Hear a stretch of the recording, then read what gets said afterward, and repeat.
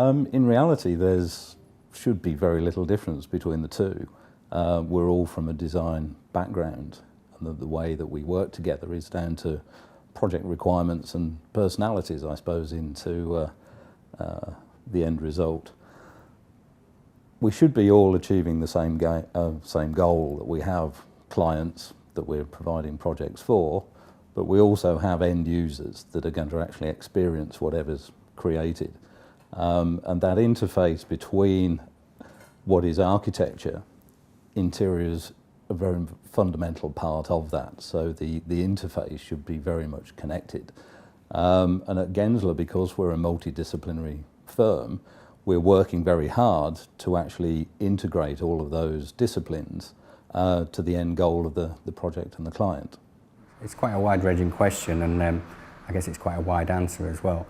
Each of the disciplines are quite broad and cover lots of sub-disciplines in a way, particularly architecture, which touches on urbanity, urbanism, sociology, and elements of psychology, and then right the way through to the technical aspects of design and law. Interior design, I guess, is slightly more contained as a discipline and less multi-headed. Obviously, architecture is regulated, or has been regulated for nearly 200 years, and has a very well-renowned, well body which has supported the profession, and up until recently, interior design has been a sort of a standalone discipline without that sort of backbone and support. So.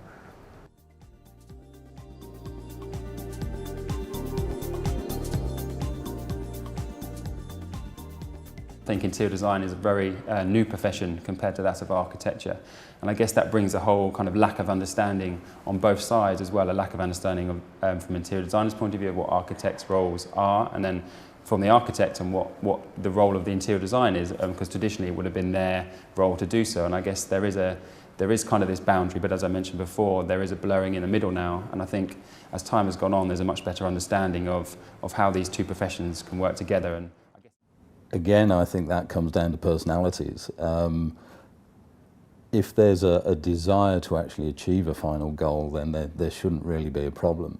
And I think it's gone in phases through history, that at various times interiors can have a very major impact on the way a style or an era is actually represented, whereas at other times architecture and its place in the urban environment actually takes on a priority.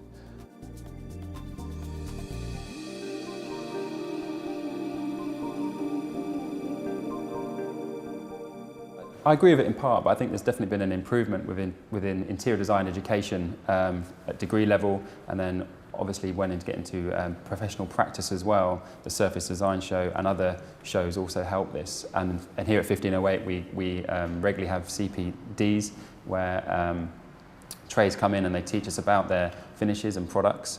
But I think there's a hell of a lot of crossover where interior designers can inform architects of new materials that they've found out, and vice versa as well. You know, I guess architects look perhaps more at kind of the harder finishes, if you like, and the interior designer bring a whole wealth of softer finishes and unique finishes to the table as well. And I guess there's a real synergy there between the two, and both are kind of educating each other. And that's, I guess, a better way of looking at it. It's not all coming from the architect looking down on the interior designer. You know, the interior designer can also, you know, give their two penneth in terms of what's new out there, and I guess the Surface Design Show certainly helps that, because both architects and interior designers both attend it. I think people need to be more informed and better informed of what's out there, how they perform, how to actually get the relevant information, but also where the industry is going with new products. So I think that helps from both sides of the coin.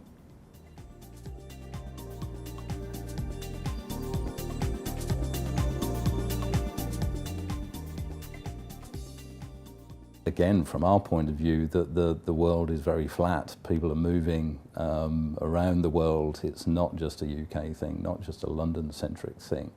And I think that helps the attitude as well. Having different cultures working within design teams, responding differently to work in different locations is very important as well. So the world and cultural mix is helping to break down some of those barriers as well. And the other interesting thing is that they're becoming much more transient and much more dynamic. So I think the interface between the disciplines is becoming much more creative and much more interesting.